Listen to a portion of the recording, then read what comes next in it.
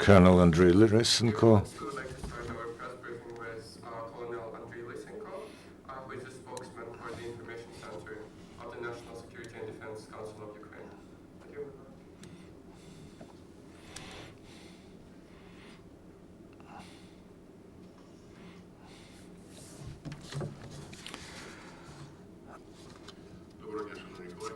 Good afternoon, dear colleagues. Yesterday, the President of Ukraine, Petro Poroshenko, went on a working visit to Donetsk and Luhansk regions.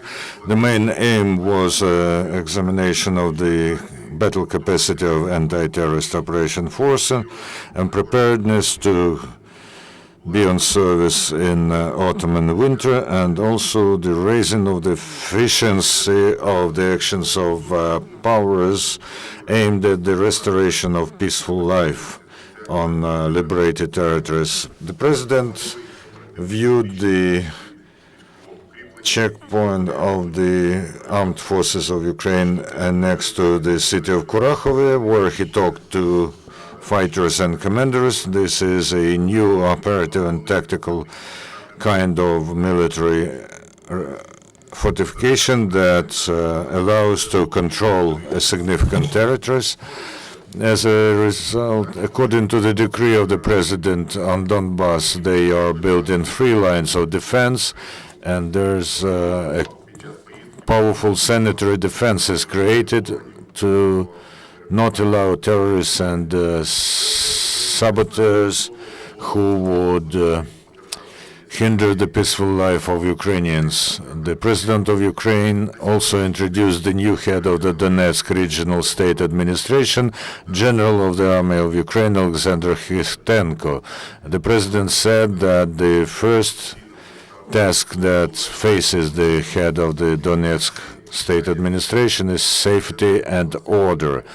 Security and order. Also in Severodonetsk, President officially introduced the head of the Luhansk Regional State Administration, Gennady Moskal. The President emphasized the need for strict coordination of actions between the military and local powers.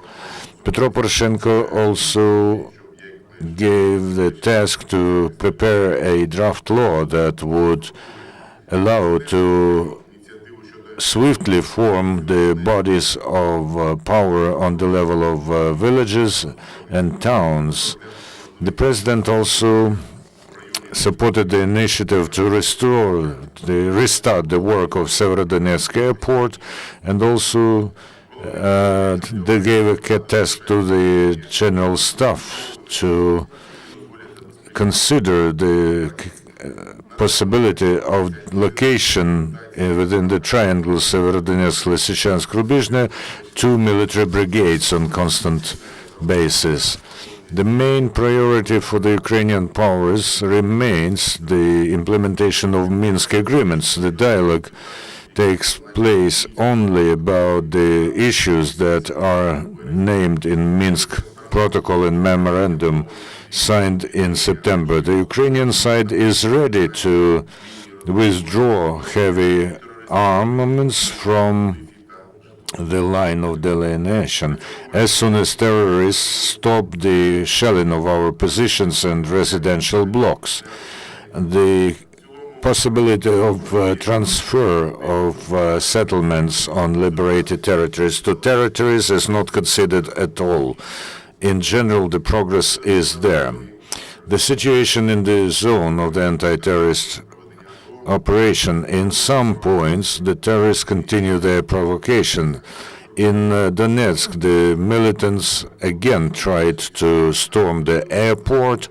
Our military repelled the attack and inflicted significant losses on territories. Also, the militants shelled from Grad batteries and from mortars the positions of Ukrainian military in the vicinity of the village of Pisky in Donetsk region and in outskirts of the city of Debaltseve. In the vicinity of the city of Avdiivka, the terrorists tried to attack the platoon point of anti-terrorist operation. However, the attack was repelled. Yesterday, At 4:45 p.m., not far from Dokuchaevsk in Donetsk Oblast, during the movement of the column of the state border service, the terrorists fired from small arms.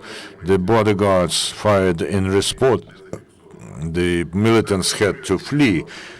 Regrettably, one bodyguard has died during this battle. There were no violations of airspace of Ukraine and air reconnaissance on the state border.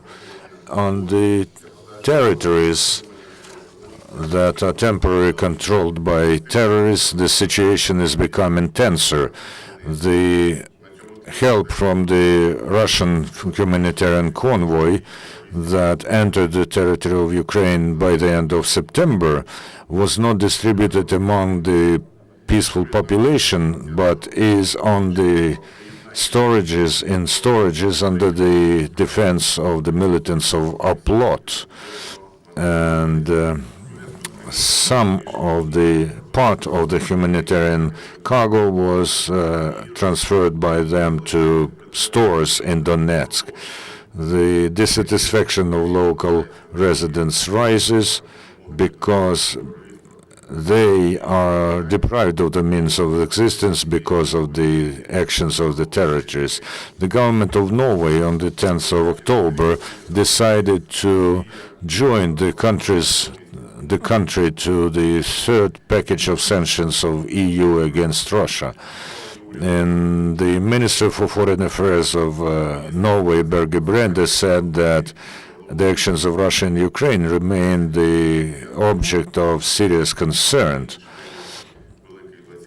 And the measures that the Norwegian government has approved take force immediately. The Minister of Finance of Australia, Joe Hockey, who is now presiding in G20, said on Friday in Washington that most of the G20 countries and IMF are ready to provide Ukraine with additional financial help.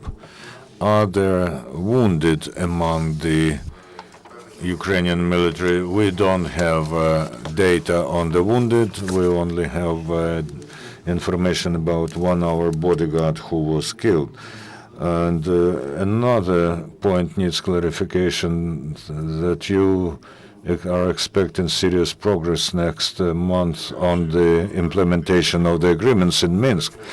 To be more detailed, I'll tell you that the negotiations between the three trilateral members of the trilateral contact group are in practical field now.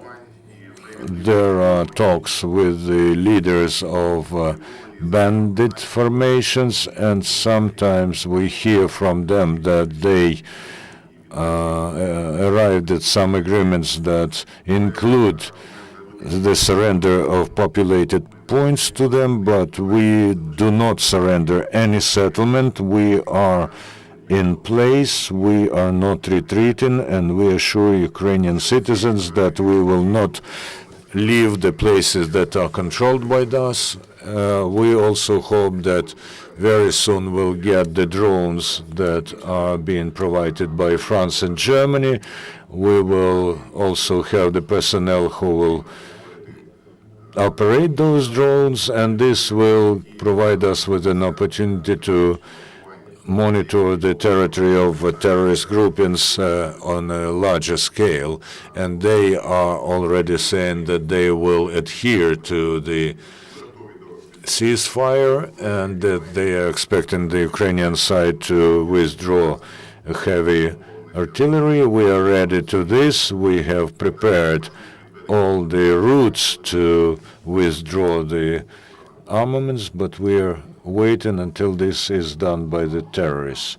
What about the settlement of Lenivka?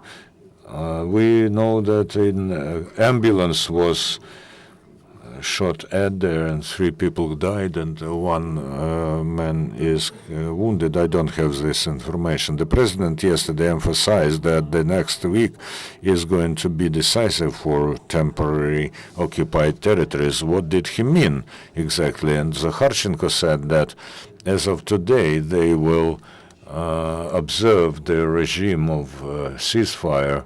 Are there any specific steps? Yes, the next week we expect that it will be decisive in the process of the observance of the regime of ceasefire. First of all, this is ceasefire itself, then the release of all the hostages, the withdrawal of heavy armaments, and the establishment of control over Ukrainian-Russian state border.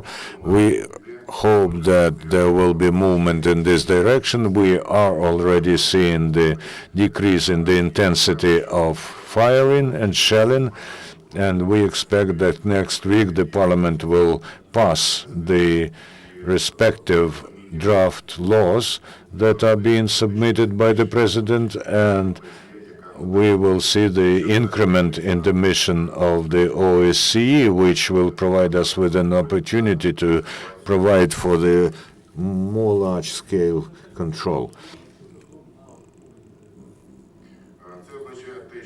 Also, we